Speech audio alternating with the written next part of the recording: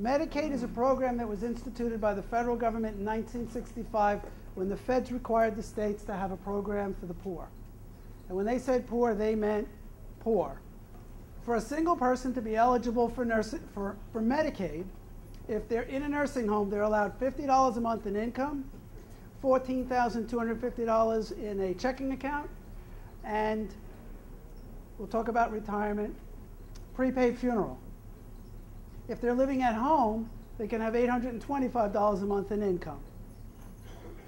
Now let's dissect that a little bit. We have clients that have $2,000, $3,000 a month of income, and we put them on community Medicaid. We do that using a special needs trust. There's a special trust that was carved out in OBRA 93 that allows us to take the excess income of the person at home, put it in this special trust, put the person on Medicaid, and then use all their income for all of their expenses. Retirement assets. We don't really know what that means because the state hasn't told us. But at this point in time, retirement assets are protected if they're in pay status. IRAs, 401ks, 403bs, 401a plans. So all that tax qualified money that you've earned that you haven't paid tax on yet, that's all protected except for the money that you're required to take out.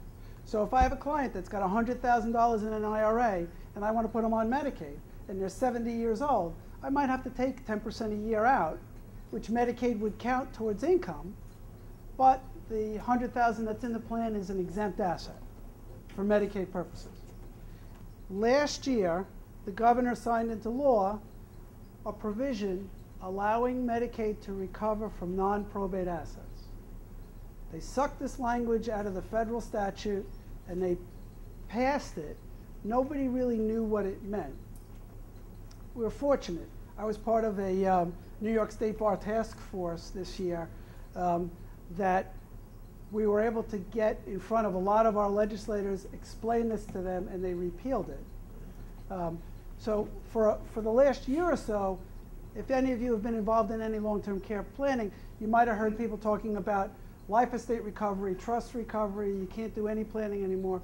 Well, that whole recovery thing has gone away. So you can have retirement assets, you can go on Medicaid, and if you die with the retirement asset, the asset is still protected. So you can leave it to your kids in the retirement plan. You can have a prepaid funeral, and you can have a home if you live in it. Most people say to me, the house is exempt, right? In Florida, it's exempt, not in New York. Well, it doesn't have to be in a trust, but we're going to come up to that. If you're living in the house and you're on Medicaid, meaning you're on community Medicaid, getting care at home, the house is exempt up to $786,000 in equity value. But when you leave the house, it's no longer exempt. Right?